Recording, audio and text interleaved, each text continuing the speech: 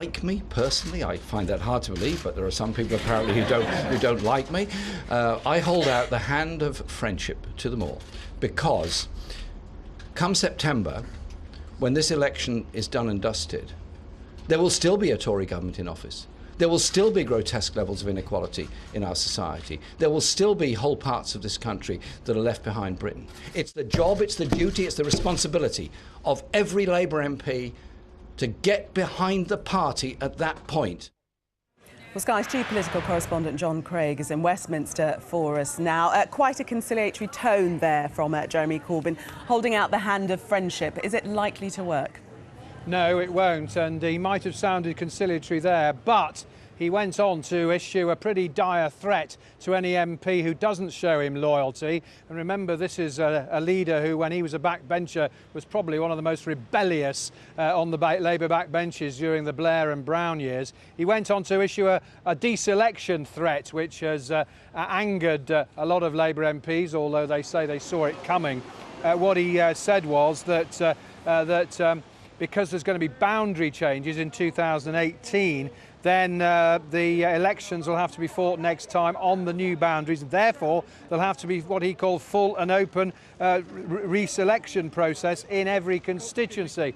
One Labour MP said to me, he's talking deselection, not reselection. It's intimidation. It's back to the 1980s. And so there is still rancour between Mr Corbyn and Labour MPs. 162 of them have backed Owen Smith, his challenger. This was what Mr Smith said today about the battle he sees ahead with Mr Corbyn. I'm just looking forward to a debate with Jeremy about the issues, me putting what I see as the arguments Labour needs to be putting. Jeremy will obviously speak for himself.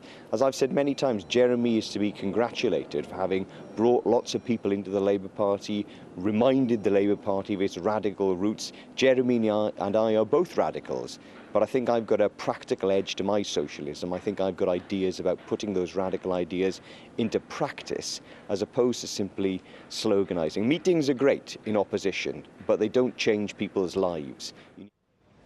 Well, Mr Corbyn's speech, the words we've heard so far were from answers to questions from correspondents. His speech today was all about tackling discrimination, and he was talking about monitoring equality pay audits, taking action to eradicate discrimination, and fining employers that are guilty of allowing discrimination. It's a pitch really aimed at trade union members in the upcoming contest. We know now that 183,000 new members have applied to vote in the contest.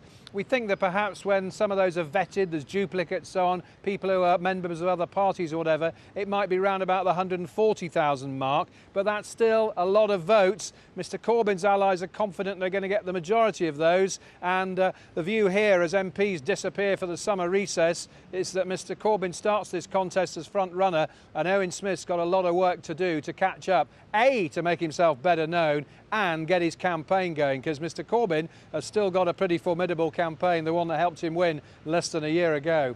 OK. John, thank you very much. His campaign launched today. Norman, are Team Corbyn pretty confident that the majority of those extra people who've paid their 25 quid or whatever it is to vote in the leadership contest are on his side?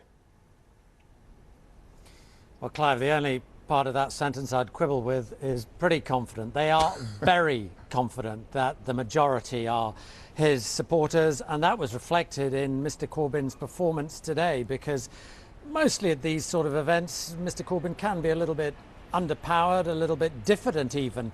Not so today. He was extremely bullish and defiant, saying to his MPs almost, when I win this, I will demand your loyalty and I will demand you back me. But in so doing, provoking a ferocious row tonight over whether he is threatening them with deselection, because in his speech he said all Labour MPs would face reselection. Now, his team later said he was simply pointing to the fact that under existing Labour Party rules, local parties can, if they want, trigger a reselection process. But his critics believe he was threatening them with deselection. In other words, saying those difficult MPs who don't back me after I've won this, they are going to be removed.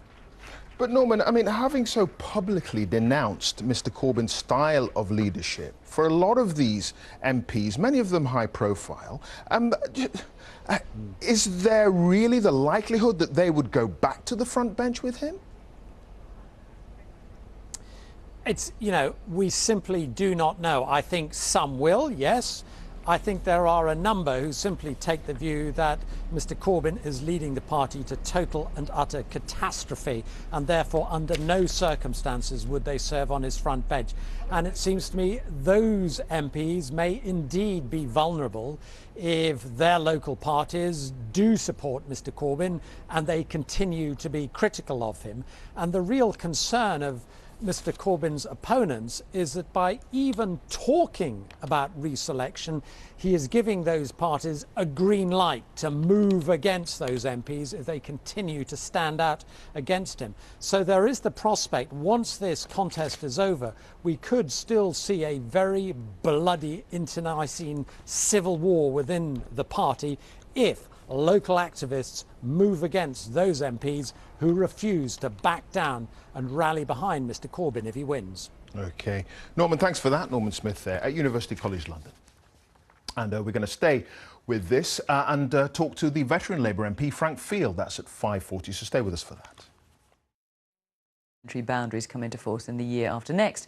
It raises the possibility that Labour MPs who don't support his leadership may be out of a job. Mr. Corbyn was speaking at the launch of his campaign to hold on as leader of the party, a campaign which he is now firm favourite to win. Our political correspondent Vicky Young has more details. He was elected as Labour leader less than a year ago. Thank you. Morning. But today Jeremy Corbyn was back on the campaign trail. Most Labour MPs have deserted him, but he says his desire to fight inequality, neglect and discrimination is motivating him to win again. Our Labour movement is about improving people's lives, about ending injustices, about giving power to the powerless and building a society in which opportunity and wealth is shared.